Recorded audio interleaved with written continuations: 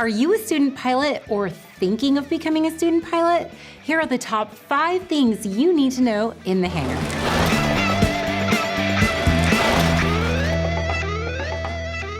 Welcome to In the Hangar. I'm Christy Wong. And I'm Dan Milliken. In the Hangar is brought to you by some great sponsors.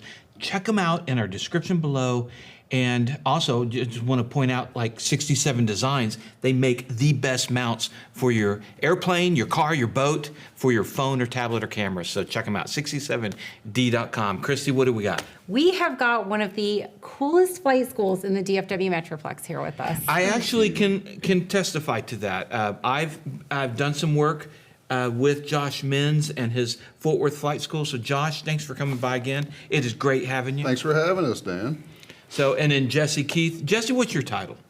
Manager, co-chief instructor. Coolest flight instructor. Co-chief instructor. I was going to say, instead of like chief flight instructor, it should be like cool chief instructor. I like it. Yeah. Cool flight instructor. I'll Yeah. take whatever you can get. Yeah. At this point. Before we get into the top 5 things that student pilots need to know, let's get some bona fides going. So tell me about your background, why you created a flight school, what are your expertise? Because he's a glutton for punishment. Yeah, well, you're going up every day to see if somebody can kill you. All right. Pretty much, yeah. So I've always dreamed of flying my whole life and never thought I could be a pilot. Didn't come from money, so I thought I can afford the flight training. I don't have the time. I don't have the intelligence level. Pilots are so smart. They can just think about 50 things at once, and my brain doesn't work that way. So I jumped into flying because I've always wanted to do it, and I got addicted to it immediately. It's just super addictive. It's incredible. First hit is free. Yeah. That's what Discovery flights are all about. Yeah, we're selling crack. And so once I started learning to fly, I just fell in love with the idea of teaching. I think that sharing that moment, that first solo and that check ride pass moment with a student, there's nothing that can compare to that. So I like to teach. I like experiencing that moment with my student and enjoying my solo over and over again, basically, is what I'm doing. So that's why you decided to create the flight school. Yes. So that you could just relive that over and over. Over and over again. Perfect. All right, how did you come into the picture? Were you a student of the Fort Worth Flying School? No, I actually went 141 route. Ooh, okay. Okay, before we get, because there's people out there that want to learn to fly, when you use the term 141, what do you mean? So I went to a college to get my training done. It was the first thing I saw, and it's what I stuck with. I didn't do any research. I actually did a discovery flight, kind of like a flight camp, sort of like a whole week just learning about it, and then sealed the deal. Went right back after I graduated high school. Okay. So I did that, and then COVID hit, and for the first time ever, they weren't hiring. So I was back in groceries at a grocery store waiting for some kind of pilot job as a fully certified instructor. With a CFI in his pocket. Yeah. Yeah. Wow. And then Josh, as actually his mom's a friend of my mom's, and we just never knew each other. So they introduced us, and just like that, he hired me. She called me and said, can you give my friend's son a job? I'm like, well, like sweeping the floor? Do you have a CFI? You know, what is this guy? And so I brought him in and interviewed him, and I gave him a chance, I guess. And the rest is history. Right. So 141 flight training is a very regimented curriculum. It has lower times and lower bar that you have to reach for as far as hour requirements, not training, but hour requirement. The other side of that is what? So you do get the ability to enter the airlines at a lower hour amount. It's more structured. It's, we like to say factory of pilots versus family of pilots. They pump you out real quick. A lot of the instructors there were students on the fast track to the airline.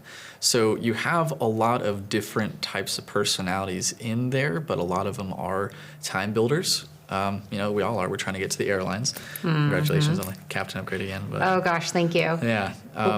Well, the other side of this is actually part 61. The other side right? of it Yeah. is the 61. So let's talk about 61, because that's what you guys are, right? That's what we are, and I had no Okay. idea what a 61 was. So when Josh hired me and I started working there, it was definitely, I saw the mom and pop side of it, and that there was a whole lot of structure. You go, where's the FAA Right. approved curriculum. What do you want me to teach today, Josh? Just teach, man. Just go figure it out. That's what they need. So it's more unstructured. Is It what you're saying. was. I came from Yeah, part 61 I think of as go at your own pace. go at your own pace. Yeah, it's very student versus instructor, one-on-one, not classroom of students. It's one-on-one instruction. But So you know what's funny? I did the exact opposite. I learned 61 and then I taught 141.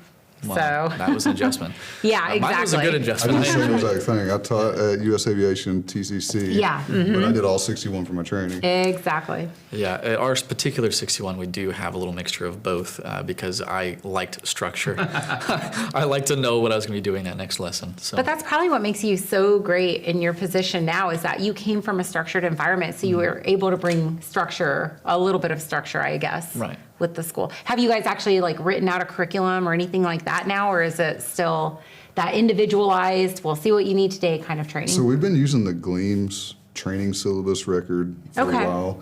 Been basing everything kind of off of that just so that we can hand off students between instructors and not miss a beat on where they're at and what they're working with. But the guy who actually taught me to fly years ago has made something new called Answers to the ACS, and it is pretty phenomenal. So now we have kind of adopted that into the school. All the CFIs now have it, and we're showing the students how amazing it is. So everybody's kind of joining with that as well. Awesome. Well, now that we've talked about that, let's talk about the top 5 things that a student or prospective student pilot is going to need. Okay. I would say you're sitting at home and you're thinking about becoming a pilot and you're starting to Google things and look it up. One of the first things you're going to run into is your medical. You have to have a medical. A lot of people don't even realize that's something you would have to be a pilot, but they got to check your eyes and your hearing and your heart and everything and make sure you're not going to. How do I get a medical if I'm a brand new prospective student pilot off the street? Okay, so I need a medical. Can I just go to any family doctor and get that done? No, it has to be AME, Aviation Medical Examiner, which there's list online. You can just Just Google. simple Okay. Google search and you'll Right. get a whole list of them. Very easy to find. I like Dr. Griffin. Don't you use Dr. Griffin? I have used Dr. Griffin, yeah. There's actually another doctor that I started seeing a couple years ago in Flower Mound. That's really good. Dr. Adam Carter. But wherever they are in the Yeah, country. wherever. Yeah, you can Google You them can and Google yeah. FAA, AME, and the FAA carries a list of Right. of aviation medical. Now, they examiners. might be a family practice doctor. You know, like Yeah, Dr. it Griffin could is be. a family practice doctor. Yeah, the one I go to is a surgeon Wow. before, and he's kind of retired from that and giving AME or aviation medical. So, one good point though, I'm glad you brought up medical as like one of the very first things. For the person out there that's thinking about becoming a professional pilot, it's actually, even though you don't need it to be for a student pilot, you need one of the lower levels of medical. Third class. Right. If you're going to be a professional pilot, go ahead and get that very top-notch first-class medical, because if you can't pass it, what you don't want to do is go through $50,000 worth of training, and then you go for in 3 years, and you go for your medical and you don't qualify. Right. Right. So, yeah. I have a friend that's kind of going through that right now. Oh, no. And it's a bummer. Wow. Yeah. Can they get a second class? So she's working on it right now. It turns out that she had like an underlying condition, and so she was all set to go. She had the money in place, financing, everything, and I started giving her just kind of discovery flight lessons. This was a couple years ago. I mean, it's been going on for 2 years now. Wow. Yeah, we had her training all lined up and everything, and then pump the brakes. All right. So medicals, that's Yeah. a huge, huge thing. Go get your medical. First and foremost. Next. Money. Money. Is Money. a Money should huge- be on there twice. Yes. I didn't want to lead with it because I didn't want to scare everybody off into watching Well, it's a this very video, real thing, but though. It's a it's very real. real thing. I mean, the reason I didn't fly all the many years ago when I was a wee little Christy is because I couldn't afford it. Same. So I had to save up money. I didn't get my private pilot until I was 34. So Yeah, me older. I mean, I looked at it How in old? college. Older. Okay. I went in college. I went and looked at it because I wanted to learn to fly. I went and talked to a ground school thing and everything else, and I quickly realized there was no way I could afford it. Yeah. So I gave up that dream for a long, long time. Yeah, same. I've had a lot of students that are that way. Once their kids finally get out of the house and go off to college or done with college and they're done supporting them, they finally come chase the dream of becoming Yeah. a pilot. Right, and there is financing. There's flight financing. There's many others that we'll be using soon. Pilot finance. And there's also reasons for 141 done in a college setting. It's a college, so you can get student loans, and all that will contribute towards it. And like, does GI Bill and that kind of stuff if you've been in the military? For the 141, I think so, yeah, for the 141 Yeah. schools. So there's a reason. Yeah. Right. Yeah. absolutely. So there's a lot of things you can do to alleviate the money, but definitely make it cheaper if you do your studying at home. Don't wait to think about aviation until you step in the classroom with us. Do it on your own time. Do it for free. Get even the Microsoft Flight Simulator with Xbox. Even small stuff like that, you can tell a vast difference on an intro-flight, who has been in the simulator and who hasn't. Yeah, So really, but getting a flight sim game, Right. Microsoft or whatever, it helps. It helps. huge difference. Wow. It Huge really difference. does. Yeah.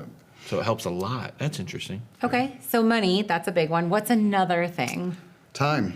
Also, I thought it had to start with an M. yeah, I was thinking that More too. time. More time. More yeah. time. More time. Much time. Yeah, if you're older, like I kind of was when I started flying, you might But have you're a not family. now, and I appreciate that. You might have a family, you have stuff on your plate. You might not have enough time to dedicate to study enough to get through your license. and That's stuff. so true. I have worked with so many people who could only dedicate like one flight lesson every 2 weeks to a private pilot. And I was like, that's not going to cut it. You're You gonna need to be drag able your to fly feet like forever. 3 times a Right. week. That's so hard. What if weather cancels one of your lessons? Exactly. If it's been a month, you need a refresher. Well, and that's flight. going to cost more money. Right. Because More it's just time going to set and you more back. So there you Yeah, go. you're spinning your wheels. So how much time at a minimum level would you recommend for the student pilot? I would say at least once a week for the flight, and anytime you can salvage on top of that to study outside of flying. I would actually go on record and say 2 to 3 times a week because you never know maintenance, weather, et cetera. Like you want Broken to, airplanes, yeah. right? Exactly. Like you want to get at least 1 flight a weekend, but you can't just schedule 1 flight a week to Right. get that. You have to schedule 3 because between a sick flight instructor, broken airplane, bad weather, you get sick, work, kids. There's just so much. I remember when I was going through my private training, I would literally schedule like 5 times a week. I was pretty psycho. Wow. But I scheduled like 4 or 5 times a week, and sometimes I would get to fly 4 or 5 times a week. But then I remember one time I went 2 weeks without flying, and it felt like forever. Yeah. And then when you get back in, you feel like, oh my gosh, I I'm was like, forgetting everything. I don't know where anything Oh, yeah. is. Yeah. It's so weird how embedded it is in you, but you take a little break, it all dissolves away. Yeah, really it's called quickly. pilot atrophy. It's a real thing, but it's even more so pronounced when you're a student pilot. So you're going to spend a lot you don't more own it money. yet. Yeah, exactly. So yeah, I would say schedule as much as Absolutely. possible. Yeah, 1 is an absolute minimum. And like you said, weather cancels that, then they really can't move forward. They'll be taking 2 steps back, 1 step forward. Mm-hmm. And then they were like, why am I doing this? This is so much money. All right. Well, and going back to money for a minute too, because now that you bring it up, how much are we talking these days for a 0 to private pilot certificate? Money wise, so I used to say around 7 to 10,000. That's exactly what I used to say too. But Used to. now, 9 to 18,000 Wow. is probably more like it. And that's a Part 61, 61. approach. 141 is going to be more expensive, Maybe right? more than that, probably. Yeah. Probably north of 20 at least. Definitely see the topper end of those numbers with hobbyists, people that don't want to dedicate more time. If you're doing once a week, it's going to Right. reach the top Yeah, of that. exactly. You'll So be way yeah, beyond that's that, a right. really good Yes. point. So mixing money and time. And the other question is, I know in Christy's case she did this, is there a money and time advantage to buying your own plane to do your training in? If you have the money for it, if you can afford it in the first place, absolutely. Because then you can resell it and maybe even make money on top of that. I'm never. So you could so let's go through the logistics. 'Cause I think that this is legitimate. You know, a new car today can easily cost 50 grand. You can probably find, although the prices have gone up, I realize that, but you could probably find a trainer for 60 or 70,000, maybe, and then you instead of a car, so you live a little bit lower on the car side, buy a plane for 70,000, go through your training in a year, sell the plane for 75,000, Right. and you just saved a ton of money. Absolutely. So in 2017, I had a 2004 Honda Pilot. We're onto the Honda. I've had that car forever. I love that car. But I actually came to a crossroads where I was like, okay, well, I could buy a newer car or I can buy an airplane. Car, airplane. Well, I bought the airplane and I still own the car. So we're onto the Honda is still banging. You still have the car. I and still the have the airplane. car and the airplane. Look So at you you. can, I'm telling you, it's winning. Well, and 5-6 years ago, I know because me buying Lola, my 210, I got a decent deal, but I was hoping for a 5 to 8% value increase, appreciation, and that was what I kind of planned, and it's 300%. Wow! So I don't know about the Wong Warrior. Whoa. Well, I mean, yeah, it's definitely. I know that. I know she's you would- double value at least Double, right now. yeah. at So you're least. 200%. And she's about to get a new engine, so she's probably going to go up even more in value. Right. But either way, it's all about choices. It's about the choices that we make, and no matter what choice you make, it's going to be Time and money. It's about choices. it's gonna be hard. But I mean, I really buckled down. I got my finances together. I paid I worked and did what I needed to do to be able to afford all of that, so that I could get through my flight training quickly. Okay, so we had the two ends. All right, we have had medical, money, time. and more time. And I'll Yeah, take more this next time. one. Yeah. Next one is mentor. Oh, we got an Got it in. I Good like that. job. Thank you. Nice. So find a mentor. So these channels are all great and stuff like this, but there's so much information online, and there's a lot of it that's sponsored that wants to steer you a certain way. So if you find a mentor who's been through this stuff and can tell you exactly where to go, all the ins and outs of everything you might need, keep in touch with them, build with them, find them at flying events, rub elbows with good people around airports. Facebook pages. Facebook pages, absolutely. North Texas Aviators. That's where I met a lot of you guys Where Chrissy and I initially. met. Yeah. I wouldn't say that you were necessarily a mentor, but maybe a little bit. We're pretty much peers. Yeah, but either way, like you find your peers and mentors. Even just a peer is good to have. But airplanes and Yeah. coffee is another place that you could Yeah. find community. I think I agree. It's about finding that community. That's a really Right. good one. And a lot of people in aviation, they want to help other people that want aviation. Yeah, yeah, we, yeah. We love our passion. We want I to share it with know. other people. So it's not hard to find some nerdy guy like me that loves to fly that wants to tell you all about it. So Perfect. you just look around, you can find somebody. Absolutely. You don't want to sign into something that you didn't expect. You didn't know what to expect. So finding a mentor is going to help kind of guide you through the things before you really spend a lot of money. You want to know Perfect. what's good for you. All right. What is our number Last in. 5? Well, see, I kind of We gotta make it a number- stuff now. We got to make Oh, it an you've got M. a long list of You've got like got your into top like flying. 25. Oh my gosh. Wow. Okay. So I got into flying kind of. So weather, when you go through your training, weather is a huge thing that you've got to learn. It's kind of intimidating because there's a lot to the weather. It's very fascinating, and you need to understand it to be a good pilot. You have to learn weather. All right, well, let's just take that for a second. So, Yeah. Don't know if it qualifies for number 5, but we'll explore. Yeah. Okay. So weather for the private pilot, I know compared to the instrument pilot, it's a whole nother level of weather. Well, yeah. As a private pilot, you're learning how to avoid the weather. So you know Okay. you need to know just enough to understand it to avoid it. But when you're an instrument-rated pilot, you're flying with the weather or in the weather. So there's different levels of understanding the weather depending on your certification and rating. Yeah. Okay, so a lot of your instruction for the private is learning how to avoid weather, but also there is a lot about how weather affects the private pilot, density, altitude, Right. things like that. So you do learn some of that. Okay, all right. So weather's But it important. doesn't start with the letter M, so it doesn't So we're not count. using it. Weather. Doesn't count. Doesn't count. Magnetic compass? No. Well, we got to think of the fifth thing. The fifth thing that you need to know as a student. I go on record and say money again. But that's just me. Yeah, you're trying to get money twice. Well, that's what else because did you it's have true. on your laundry list? Well, radio. Radio's very intimidating. and hard. Communication. Doesn't start with an M. But you can put the first M in communication. You can put real big. Real big. Oh my Be like gosh. one of those names that has a big Yeah. M in So it. I would say mindset. I like that. Readiness. okay. Readiness. We can go with You're right. readiness. Like readiness, like mindset. Like Dang, I think she's right. do you she is have right. the mindset to go into it? Because the one thing that I struggled with some hobbyist students, They come in and they're like, oh yeah, I want to learn how to fly. It's not like driving a car. It's not like, oh, I'm going to learn how to do this, hobby. It's a lifestyle. It really is. You can't just, I'll learn how to jump in an airplane and land it, eventually. Like, you really have to put your heart and soul into it. Well, and also it's going on the list. Mindset speaks to attitude. Yes. And of having the right attitude, a studying attitude.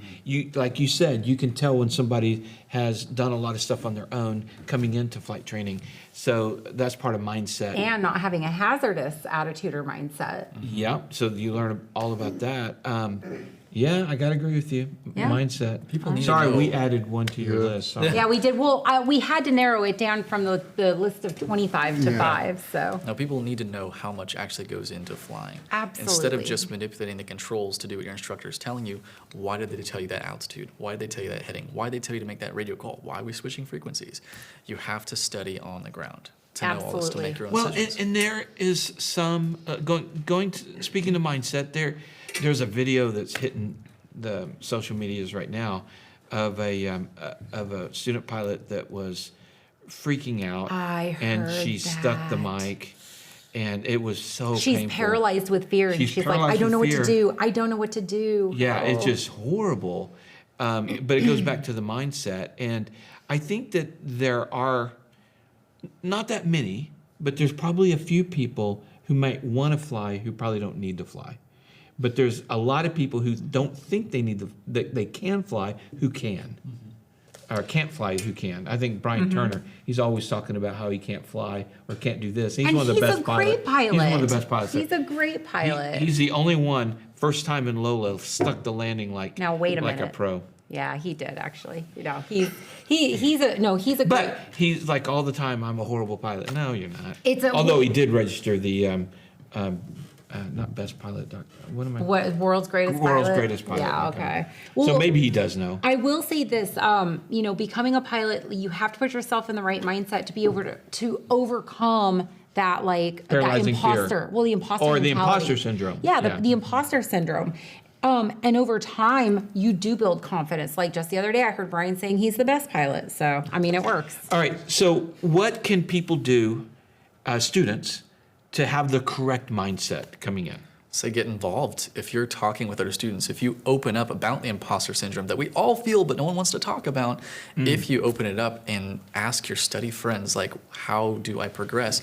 They're all in the same boat. Yeah, I'm about to upgrade to captain. The imposter syndrome is Right. very real. Right. Yeah, I was going to chime in and say we all hit roadblocks when we're going through our training. Every single one of us that Yeah, are a plateaus pilot, we all plateau off, and we feel like, oh, I jumped into the wrong thing. This is not for me. I've wasted all my money. Why am I even here? What am I doing here?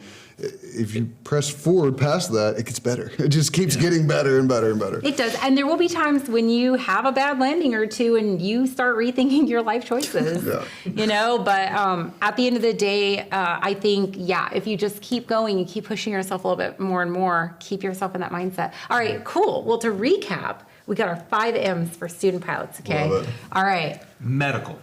get your medical. Number 2, Money. Get your All money.